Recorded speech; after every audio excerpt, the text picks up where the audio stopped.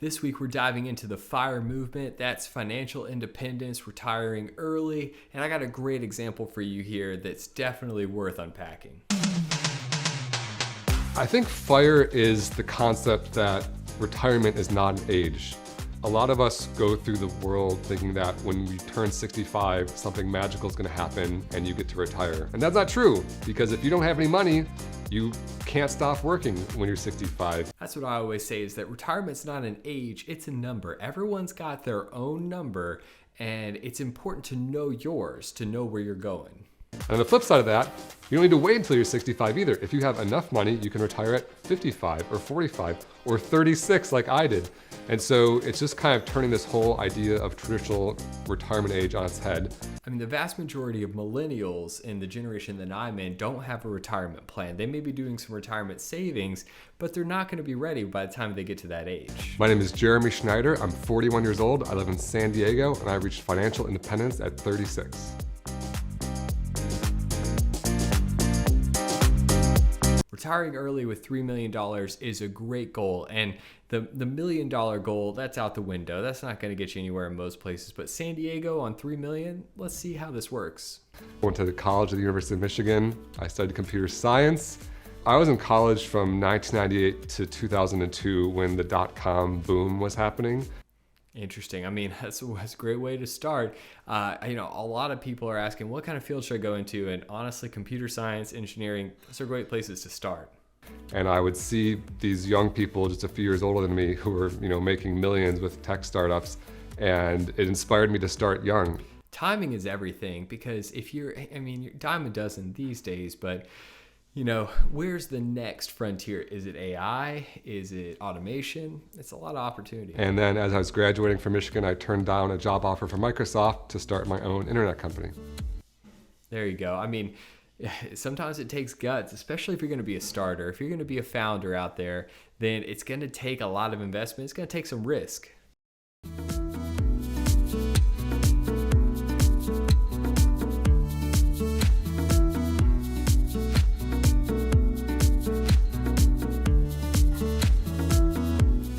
I mean, to net $2 million after 11 years of investment, I mean, that's great. And it sounded like it's probably not his first thing, but it's his first big project. But I recorded my bank account the moment the wire came through. I clicked refresh and it jumped from $100,000 or so to over $2 million, which was pretty surreal.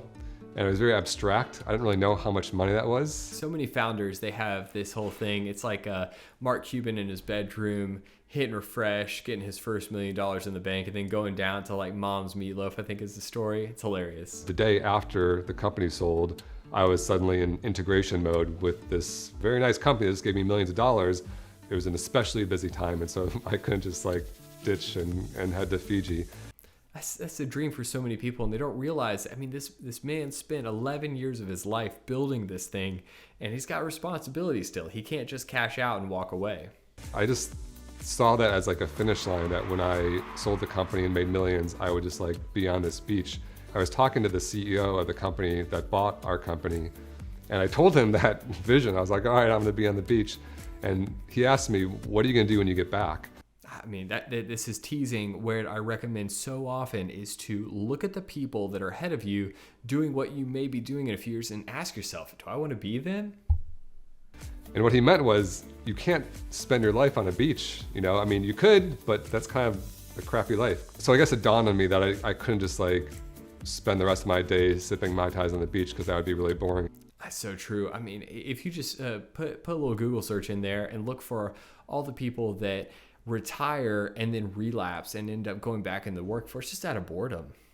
I worked for the company that bought us for 2 years, and then in April of 2017, I quit my job and officially was retired or financially independent at the age of 36. And that was the year where I played video games and traveled for a year. Yeah, that's how so many people end up in that position, and they end up, frankly, just, living a virtual life vicariously. That first year of being unemployed or retired or whatever you want to call it, it was just kind of every day was the weekend. Every day was a weekend. That's the dream for so many people, but it's a really hollow dream because the weekend is a byproduct of good work, and that's what really motivates people. I would always get asked, like, what do you do all day if you're not at work? And my answer would be like, what do you do on Saturdays? It's amazing how quickly your time fills up with meeting with friends or working out or working on projects or playing games or traveling. And so I kept really busy, and it was really fun at first. But as the year dragged on, I found that there's something missing in my life. Yeah, that makes sense. I mean, so many people, you know, without really, like I mentioned before, a purpose, then the work never really leads anywhere. There actually was a moment where I had an epiphany where a year after I retired and played video games for a year, I was on a vacation in Mexico, and for a week I wasn't playing this game, StarCraft 2, which I'd become very addicted to. Man, I've seen people throw away their lives to that game. I mean, I think in South Park the colloquial one is World of Warcraft, but StarCraft 2 is a bottomless pit. And I realized what a massive waste of time that was and how I basically just gave away a year of my life to play this game. And so I decided that I didn't want to do that anymore. And so I came back, and before I played another game, I uninstalled it cold turkey from my computer and haven't played it ever since. There's meaning there because he's using addiction language to refer to this game. And I mean, it is what it is. It was an addiction for him. It was taking away from his quality of life. At the time, it wasn't very calculated that I needed exactly 3 million. It was more of just a sense of, over the course of 2 years, the growth of my investments were outpacing my actual W-2 income. Interesting. I mean, his expenses outpacing his income outpacing his expenses. That's the key to being able to go FIRE. Now, with the benefit of knowing about the FIRE movement much more in depth, I know about the 4% rule, which says you can live on about 4% of your investment portfolio. Now, as a caveat, I mean, I've seen people that tried to, retire early, use that 4% rule, and I mean, it's a generalized rule. It's not your number. You need to know your specific number. 4% of 3 million is $120,000, which was like twice as much as I'd ever spent in a year. And so I think that I was easily FIRE at $3 million. Yeah, that's where it can really become a problem for you if you're thinking, I've got $120,000 and you're living tight within that budget, but it's not every year. My net worth is about $4.4 million. 1.1 million is the value of my home you see behind me. Yeah, and that's not liquid. So every time, we talk about these kind of things, like it's okay that he's separating that out from the 3 million, but make sure that you're looking at your liquid assets for that 4% rule. I was a lifelong renter until I was 38 years old. I was actually living in my friend's garage, which was converted to an apartment. How many times do you see millionaires, founders, these hustlers, living in converted garages, and they're just like living tight because they got a goal that they're going for? I have a traditional IRA with about $50,000 and a new 401k with my new company that's got about $15,000. The other 3 million or so is all in a taxable account just because it didn't fit in the tax advantage accounts. It's not unusual. He's got a reasonable distribution with his Roth, he's got an HSA, a traditional IRA. He's got some crypto in there. He's got I think he said a 529, it looked like. I think my biggest expense is probably travel right now. I'm just going on vacation. Restaurants, I think I spend about $800 a month. I don't have a mortgage. My home that you see behind me is 100% paid for. Interesting. He's got to live alone. I mean, not to be mean, but this is a single life, no kids kind of lifestyle and budget. I actually applied for a mortgage and was denied because I didn't have a job. And so I just wrote a check and paid cash. I don't buy things if I don't think I need them. So for example, if I look over to my left, I see the keyboard on my computer, which I use every single day, which is from college. I mean, that's a quality keyboard. I think I had that one growing up too. And it's, if it's not broke, don't fix it. Now, he could get a mortgage through a non-traditional lender or through like Churchill Mortgage. This is my living room where I watch CNBC Make It. This is my office. I sit here. I make Instagram posts, TikTok reels. I wonder if he's making these TikTok reels and Instagram posts. Is this for fun? Or, I mean, he's a hustler. He's got something else going on, and we'll probably unpack what his next venture is. The kitchen's over here. When I bought this house for $712,000, everything was different. There's a gigantic wall that came right down here. I knocked down the wall, remodeled the kitchen, put in this big built-in table. It was about $100,000 in total for the remodel. It looks good. I mean, that shot of the magnetic knife rack with a single spatula on there, that's the most bachelor life thing I feel like I've ever seen. That's like his egg spatula that he uses like once a day. Guest bathroom. I actually did the tile work in that bathroom myself, one of the few parts of the remodel. It's hilarious every time I see someone who is, someone super wealthy, multimillionaire, and he's doing his own tile work in one of the bathrooms. I mean, it's the reality for most people. This is the master bedroom that includes the peak view of Mission Bay in sunny San Diego, way over there in the corner. Over here is the master bathroom. When I bought the place, this was all pink with a tub. And I put in a total new shower, tile, one of these fancy lighted mirrors so I can look at myself every morning, do my daily affirmations. Maybe I need to get some daily affirmations. I was ragging on it before. I just don't have it. It's just maybe it's not in me or just haven't found the right one. I also like that corner window mirror or the corner window. It's pretty cool.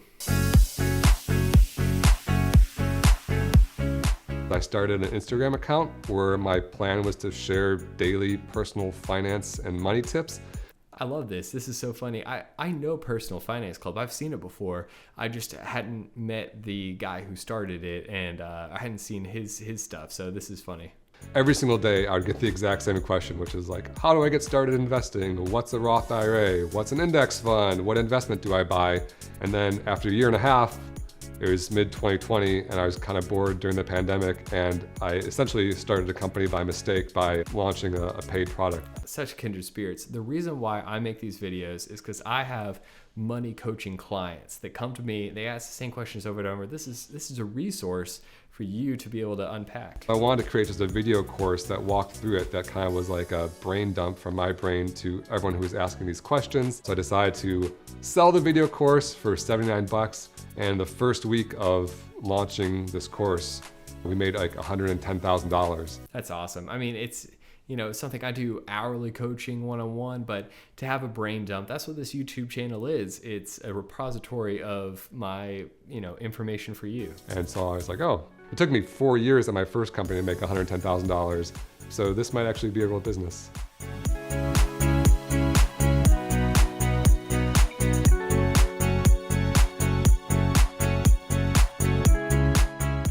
Wow, there's 3 people making full-time employment of $70,000 a year.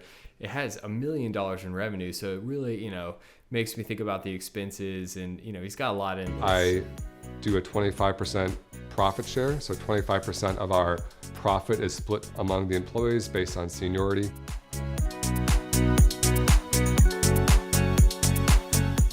I have a friend, and about 10 years ago, we started a website called What's That Charge, which helps you identify mysterious charges on your credit card statement. I've used that service. This is so funny when you see the man behind the ad or the man behind the website. It's so funny. This is 2 things that I've heard of before. I just never met him. My buddy and I own it 50-50, and so it's been live for 10 years. I think we're gonna make like $7,000 this month. $7K a month. I mean, that's great. As far as, that's a relatively truly passive income. I bet it takes very little upkeep to maintain that website and just keep it rolling. I think that I've found peace with where I'm at in life financially. I don't feel like I need more to be happy. And so I'm not really chasing any big financial goals. I'm still not totally immune to ideas of like a bigger place or a vacation home or something like that. I got some ideas for goals for him. It seems like he's got his life really dialed in, but there's no one in there to share it with him. So that might be nice if the company does well or my investments continue to grow. If I didn't have income from my current job, I can live forever on my investment. And that's the goal. I mean, that's where I want so many of us to be able to be. And, last week we had an example of someone who is not that much younger. We're talking about like 10 years younger than this guy.